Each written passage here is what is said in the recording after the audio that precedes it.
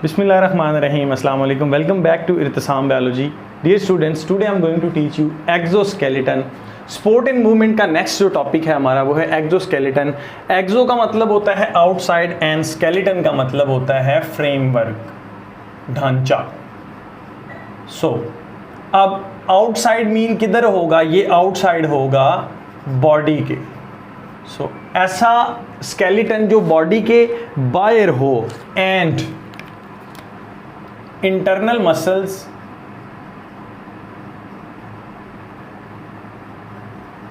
Are attached, और अपने साथ वो इंटरनल मसल्स को अटैच करे, क्या कहलाता है? एक्जोस्केलेटन कहलाता है। अब एक्जोस्केलेटन के जो कैरेक्टर्स हैं उनको याद रखने के लिए आपको ये की जो है ये याद करनी पड़ेगी। HI hi, PENS hi pens. Hi pens ये जो की है बेसिकली आपको चंद मिनटों के अंदर टॉपिक याद करवा देगी। उसमें H से क्या है? एक्जोस्केलेटन हार्ड होता है। I से क्या है? इनर्ट होता है, मतलब क्या? किसी के साथ वो रिएक्ट नहीं करता। और P से आपके पास ये पॉलीसैकेराइड से मिलकर बना होता है जिसको हम काइटिन बोलते हैं। थिक होता है, लेदरी होता है ये, और उसके साथ साथ टफ भी होता है। और ये क्या बनाता है? प्रोक्यूटिकल। तो याद रख लें डियर स्टूडेंट्स कि जो पॉलीसैकेराइड काइटिन हैं ये किधर अकामुलेट होती हैं? प्रोक्यूटिकल के अंदर। प्रोक्यूटिकल क्या है ये हम आगे इंशाल्लाह पढ़ते हैं। उसके बाद दूसरा आपके पास क्या है? E for epicuticle. और एपीक्यूटिकल किससे मिलकर बनी होगी? लिपोप्रोटीन से मिलकर बनी होगी। ये बाहर वाली लेयर है, ये बाहर वाली लेयर है एक्जोस्केलेटन की, और इसके नीचे एंडोक्यूटिकल, या फिर आप उसको क्या बोलते हैं? That is the procuticle. ये जो होती है थिक होती है, जो ऊपर वाली है ये है एपीक्यूटिकल। और एपी जो है ये किससे मिलकर बनी है? लिपोप्रोटीन से मिलकर बनी है। और ये किससे मिलकर बनी हुई होती है? काइटिन से मिलकर बनी हुई होती है। अब डियर स्टूडेंट्स, ई से क्या होगा? It is secreted bye ectoderm. इसको जो एक्टोडर्म है स्नेल के अंदर वो सेक्रीट करती है। उसके साथ साथ ये नॉन लिविंग होता है। और एस से इसकी सेक्लेरियोटाइजेशन होती है। सेक्लेरियोटाइजेशन से मुराद क्या है? ये जो आपके पास प्रोक्यूटिकल है जिसमें काइटिन है, इसमें क्या होता है? इसको मज़ीद हार्ड करने के लिए इसकी मिनरलाइजेशन की जाती है। इसके अंदर मिनरल्स को ऐड किया जाता है जो बेसिकली इम्प्रेग्नेट होती हैं किसके साथ? कैल्शियम कार्बोनेट के साथ। अब ये इसको क्या कर देता है? हार्ड कर देता है, टफ कर देता है, रिजिड कर देता है। तो इस तरह से आपको ये सारे के सारे जो हैं वो याद हो गए हैं।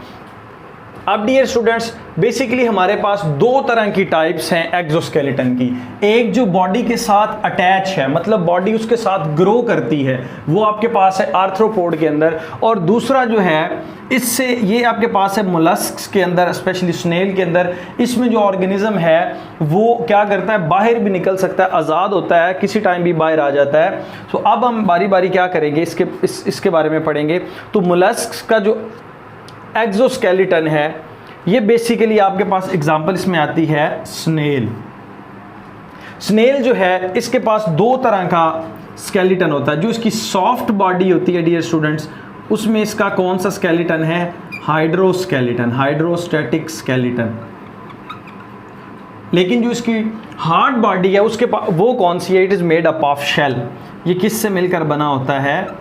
शेल से मिलकर बना होता है। और इस शेल के अंदर क्या होती हैं? मिनरल्स ऐड होती हैं, और मिनरल्स की वजह से ये क्या होता जाता है? हार्ड होता जाता है। अब डियर स्टूडेंट्स, जैसे जैसे ये स्नेल ग्रो करती है, इसकी सॉफ्ट बॉडी जो है वो ग्रो करती है, साथ साथ वो क्या करती है? प्रोडक्शन ऑफ शेल जो है उसको ज़्यादा करती जाती है, मतलब ऐड करती जाती है। फॉर एग्जांपल कुछ टाइम के बाद एक शेल बढ़ गया, फिर दूसरा, फिर तीसरा, फिर चौथा, फिर पांचवा। जैसे जैसे ये ग्रो करती है, इसकी जो रिंग्स होती हैं, ये जो मैंने बनाई हुई हैं इस तरह की रिंग्स, ये भी क्या करती जाती हैं? ग्रो करती जाती हैं और बड़ी होती जाती हैं। Rings are grown with organism, ये ऑर्गेनिज्म के साथ ग्रो करती हैं। अब जो आपके पास बेसिकली लैंड स्नेल हैं, लैंड स्नेल या आप उसको गार्डन स्नेल भी बोलते हैं, जो हमारे गार्डन्स के अंदर पाई जाती हैं, इसका जो एक्जोस्केलेटन होता है ये लेस हार्ड होता है। अब ये लेस हार्ड क्यों है? क्योंकि लैंड के ऊपर जो मिनरल्स हैं वो क्या होंगी, बहुत कम होती हैं। स्पेशली आपके पास जो है वो कैल्शियम कार्बोनेट या कैल्शियम बहुत कम है, जिसकी वजह से इसका जो शेल होता है वो हार्ड नहीं होता, बल्कि क्या होता है, सॉफ्ट होता है as compare to marine life. Marine life के अगर उसको उसके बरक्स देखा जाए तो इसका जो है वो एक्सोस्केलेटन वो हार्ड है नहीं है, बल्कि क्या है, लेस हार्ड है, सॉफ्ट होता है। उसको पाँव के नीचे अगर रखा जाए तो वो दब जाता है। बट इसके बरक्स अगर हम बायोवाल्स की बात करें तो ये इस तरह की दो शेल्स पर ये क्या होते हैं, मुश्तमिल होता है ऑर्गेनिज्म, और इसके अंदर इसकी सॉफ्ट बॉडी होती है। अब ये बहुत ही ज़्यादा हार्ड होता है, ये बहुत ज़्यादा हार्ड है। ऐसा क्यों है? क्योंकि इसके अंदर मिनरलाइजेशन हुई हुई है, इसके अंदर मिनरल्स ऐड हुई हैं, और स्पेशली कौन सी मिनरल, CaCO3, कैल्शियम कार्बोनेट ने इसको क्या कर दिया होता है, बहुत ज़्यादा हार्ड कर दिया। अब ये वेट में भी ज़्यादा होगा, और लैंड स्नेल का जो शेल होगा वो वेट में भी कम होगा और सॉफ्ट होगा। ये वेट में भी ज़्यादा होगा और क्या होगा, हार्ड होगा। तो ये था basic overview about the molluscs. अभी हम चलते हैं आर्थ्रोपोड की तरफ। डियर स्टूडेंट्स, आर्थ्रोपोड जो है इसमें बहुत इंपॉर्टेंट टॉपिक है ये वाला। इस टॉपिक के अंदर इसमें शॉर्ट क्वेश्चन के तौर पर भी आता है, लॉन्ग की बेस पे भी आता है, और इसमें MCQs भी आते हैं। तो आर्थ्रोपोड को मोस्ट सक्सेसिव एक्सोस्केलेटन जो है वो इन्होंने बनाया है, और इसके लिए इन्होंने कौन कौन सी अडेप्टेशंस की हैं। मोस्ट सक्सेसिव हम इसको क्यों बोल रहे हैं? क्योंकि ये इसके साथ साथ क्या करते हैं, ग्रो करते हैं, और साथ साथ अपने एक्सोस्केलेटन को भी बढ़ाते जाते हैं। तो अभी हम इसकी अडेप्टेशंस देखेंगे कि ये सक्सेसिव क्यों है।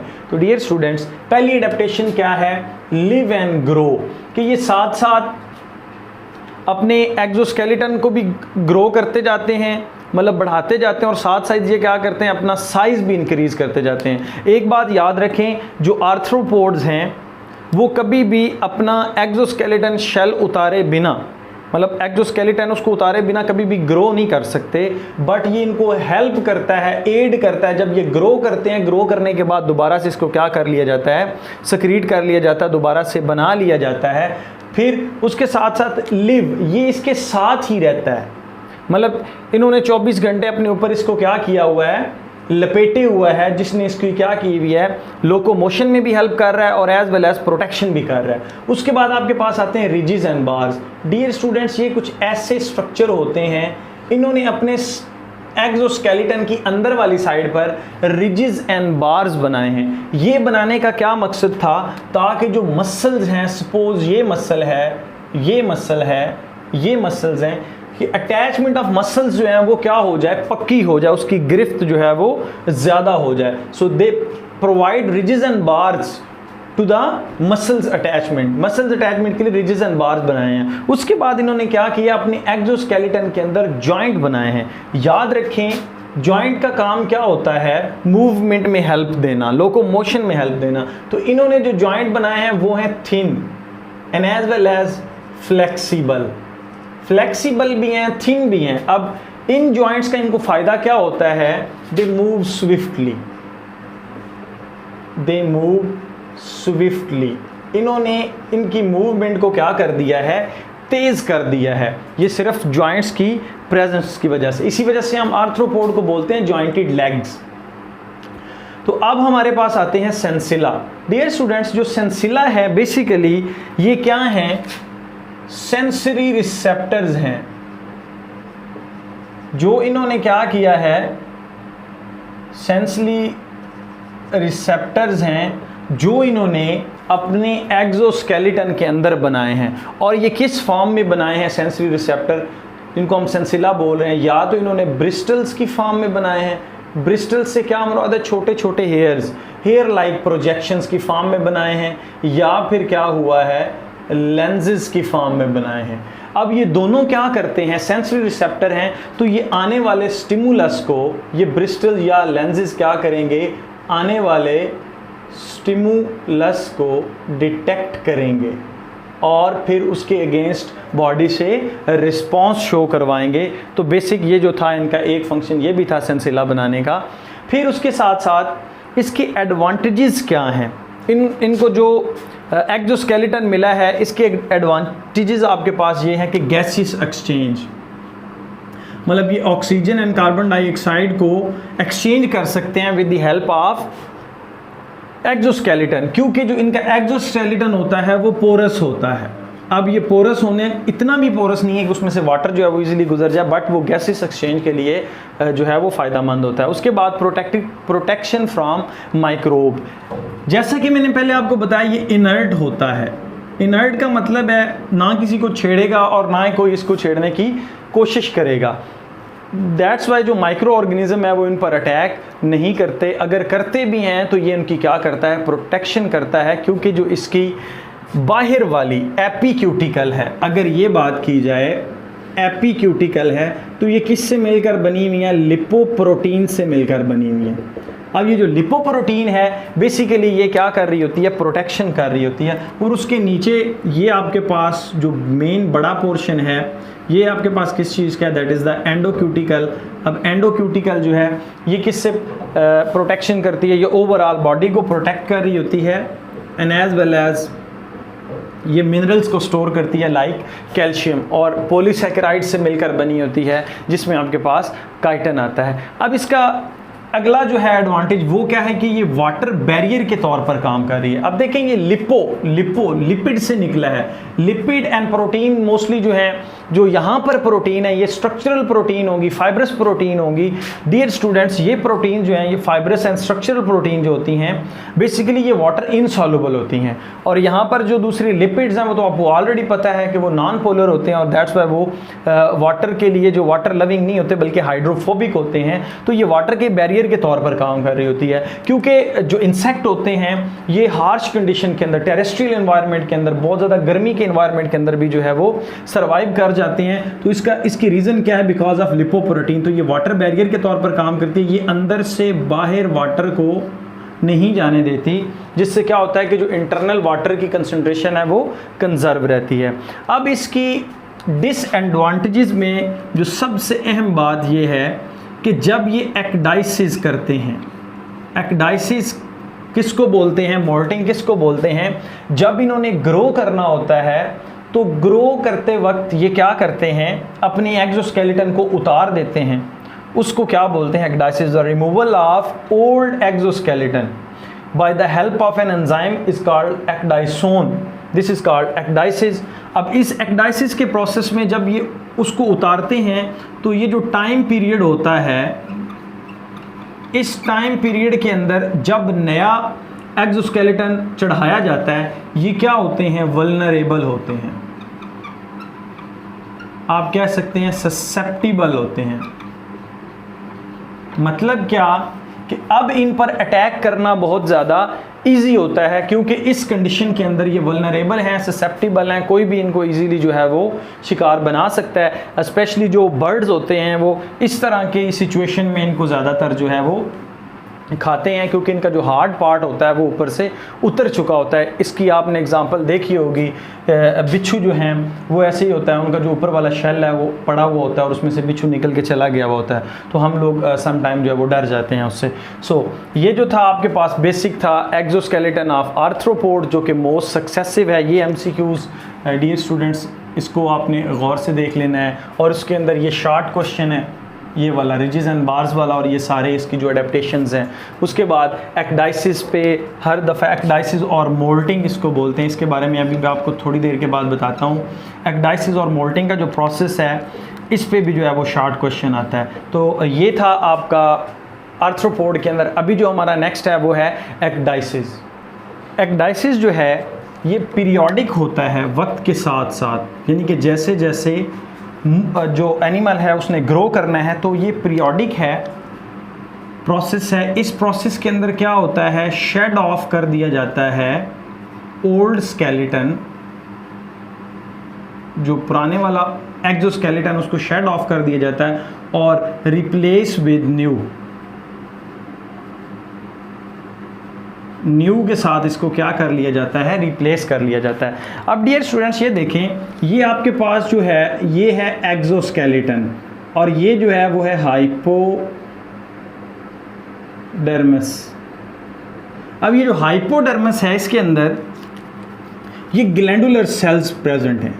ये ग्लैंडुलर सेल्स क्या करेंगे यहाँ से एक एंजाइम होगा एक्डाइसोन, उसको सक्रीट करेंगे और ये एंजाइम हाइपोडर्मस और आपके पास जो एंडोक्यूटिकल है या आप उसको प्रोक्यूटिकल बोल सकते हैं, उसके दरमियान जो है वो ये फैल जाता है और डाइजेस्ट करना शुरू कर देता है एंडोक्यूटिकल को।